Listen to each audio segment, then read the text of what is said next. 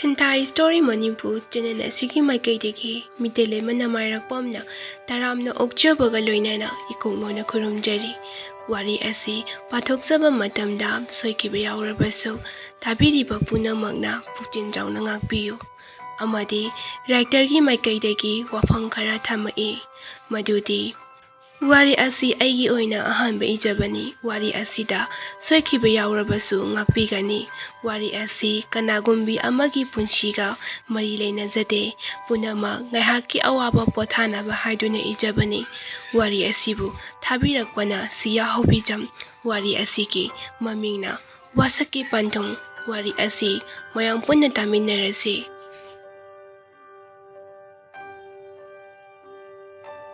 matamda aina yamna wana leiringai matam amane sayana aigi awabado kharata oirasu koknaba haiduna nupa ama khangnanaba silai ami ahambada ayaninglamde adubu kona thangda aisu khangnarage haina khalakhi hondani sayana magi thokpa nupadugi maramda wa mayam ama hari nupado yamna phabane akhoi college ki senior ne aina masangunna khangba nupani haiba mina yamna ne ngaunabane adu nupadudi nupida jagati tawdabani aigeshu nongma wrong number tasilakpagi wari phana kuina sanarurabani sumadudagidi adum khangnakre wari sababudine yam nungaibani nangna hausi kainabagi sesong tadana lerida adu charu nupaduga khangnaraga ngahaksu awaba kawbo aina wari shano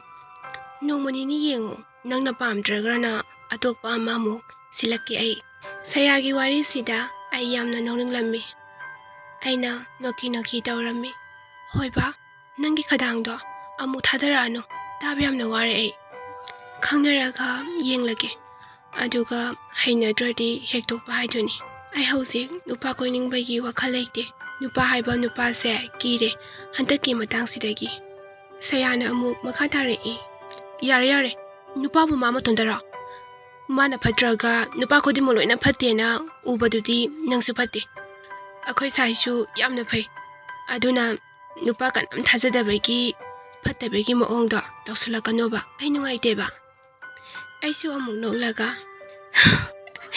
nangi wata city ba ado noi saido aidi kya thajadeko mami yang ngauram doiba nupa male yengbada khara cheksaluko cheksinna sena jo nupi nangne kona thangda kaineri kaina aingondaga mu tentharakpado taningdeba kayadi yame nang nupa kaineri se masing buthi redi pitribida lariba nupa singse nang loina bu koi bu haiba yaine hairaga ai kanna noi aigi wari sida sayaso haipe nonigum tawbagumna wa haire as ayu nupa yamna koibagi moongda ado nangi number se pikidorabani horen amungne yaya de kainagane naronorak payareko thamage aisu ngakta tongge wabane sidore asi hairamaga kakre angau bisitiba masigumba sidane nupa singnane adum hantokpirise manadi kaisu khandana tawjariba minadine usitrine na hektala khanbiba khangjadraida ai magi wase hairaga aisu haugatuna mapanda thoglei sumangda angang mayam punsinduna marbon sanaduna lerami aisu angang maraktuda isauksau khai sanabado yoksali somdana amajitu mayada call tawsalakpani adubu pangna paikhatte amajisu anam kansinduna hanjina call tawsali namtok tawsanbadagi kaina thangda sayadu call paikhalai call hek pairakbaga sayana amajita isok tawsali he senior paktaba nang kai pangge mina pairaktre khangladi koktokpa yadro nagini pishembagi thabakta lotion birabani horene number tharakke thamomta ai ngaktane santi ta tungge asi harga kondu falawna kathali aduga silent thamjalaga amu tungkhre somdana amasitu nok toira saudoira khangdre mayagi matawduda adubu masu hanjan call tawsaludre handakti matanda wakan khanjarami aishibo nupi amu koidoraba iri khaili kai yamnadi hainaro dorida Hoida, yamna libasu natrida. Sahi kulumdai kata suda ngarishiba. Numidangi matamni amazitna number amada text hazalai. Hai, ay amazitne. Sayana haibadune. Thakiba text tu hek yawbaga blue tick khotpadu urami. Amuksu text hazalli.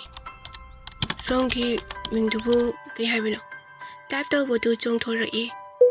Aduga ikan kanandana text amasal halai. Mingbudi sintoibi kawe. Nupiduna text halakpaduda masisu text ama thazilli. Nangsu sayaga semester manairo kay college ta tawge. Hoi, manaye college budi marangdo ina tawre. Bro se semester kaya orino. Nupidugi text asi uraga amasisu mako hotlaga machinda murumurung amuk soli. Aise bro kainaga kore ina tawriche. Mabung si mangari aibo. Mana amuk text tokseli. Semester budi 6 ne handok loidoine. Ado sintoibidi college loiraga kari karamba thabak tawge khalino. Somdana sintoibidu nupadugi text tu ubada haitokpa khatang di tanba phawrami. Ngasi khata khangnaraga nupaduna magi maramda adu kupthana halakpaduda ikaiba phawgumsu tawrami. Adubu kuina tumina laisilabadi mina kaino makhan khragani haiduna type tawba mu hawrami. Oja oigena khanjari brodi kari oina pambige. Army ge exam oina thake khale. Aina siyamna pamjai. Nangdi pamdabra. Nupasina mangonda thok onsilakpasida sintoibi kari khumsigi haina khalli. Lala tawduna mukhumai. Ha. Karino haisya. Nupi se pakhalle haiba khangladuna amaji somda maithongda minu amadamli. Aduga ingtangna amuk suhalai. Nangdi aina army oibase pamdabra haiba. Nangna pamba ohiningpada adum hairo. Nangna apamba dumangni ai tawke. Somda sintoibidu text tu ubada kari khumni kari haini haiba phawba koksilekli. Text handabi adumak adum yengduna leirami. Mana asum leiringai text amu thazilai. Sintoibe nangbu kaidorage. Aina hangido khummo. Nangi apamba su hayo. Nangna pamdradi ai thaba ama oina tawrasu tawge. Handamukti text tu handabat type tawba hawrami. Brona pambado adum tawbiyo. Aigidi kaisu akaiba leizade. Ado ngasigidi tumlage matamse yamna tengle. Asi haina text hazilamaga nupaduna text halakpa ngairamdana net to off satlawna toksinduna thangkre. Sintoibina offline lekhibaduda amazitu machinda murumurung shole. Ikarira hainatrira amadi tawre maise. Hoida ngasi katang khangnaraga text thanaba hawdangari tamna maina phajaraksane. Asi haina khana masu good night haina text tharamaga tungkre. Numikhrani ki tungni nongma sayaga sintoibiga du bazarda chatlaga furi ama leirusi haina laklami. Sintoi sin hena phajadra yengomta. Hoi phajaye aduna hena adu dum lawro khara thuna hanse yumsu miyam tale hawdabane. Yare he nangi hawnabido khatang chathokpada yadabido nayumi li hawdena hekta purok sakpido torokano.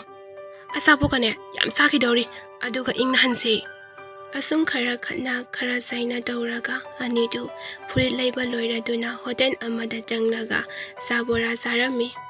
Aduga loiraduna sayagi gari machaduda punna hanminakli.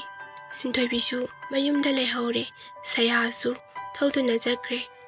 Yum hek sanglakpaga sintoibi thabak loiselli aduga numidang thongnaba haidona inkoldegi insang kara heklami.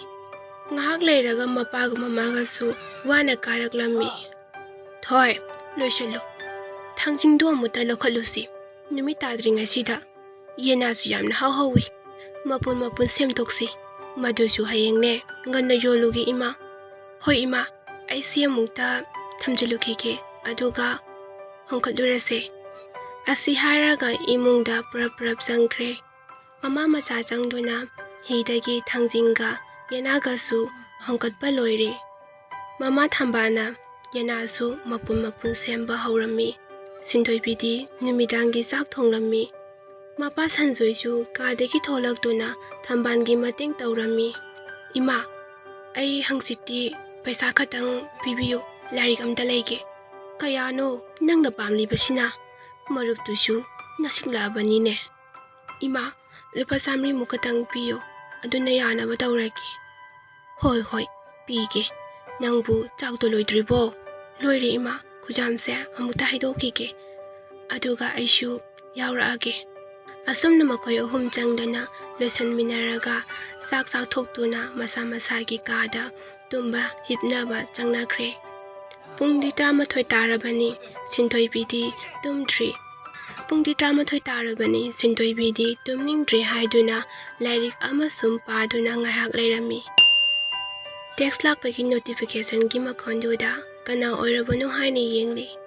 Amarjit oiramaduna pungdo yengli. 10 taramle. Asuk thenglaba kansida karino haina khalli. Tumdriba. Nupadusu ngairamagumna thuna phalawna halai. Tumdri. Ngasaidiki kem hainadrina text tawrakpane. Pungbudi thenge nangbu kaidoramino. Sum lairik ama parambane. Oh, thengnasu leiganoda. Ayukta oina paro ngasigidi thenge tumnaba tawro. Ashu tumage. Hoi. Matangi numini tambansu kaithenda zakre. Sanjoisu mapanda langkara puthoklaga aphapata khandokli. Thoibia, nangbu thabak loidribo. Loiragadi amuta tholau ipawa haige. Baba, tare tholage. Se, langse amuta sarang manthoksi. Horen thage. Nangbu chaka loirabo. Chakpudi loire ngasaina. Baba sak saninglabo. Imang hangai khisi taubani. Ha, chakpudi lamdrida.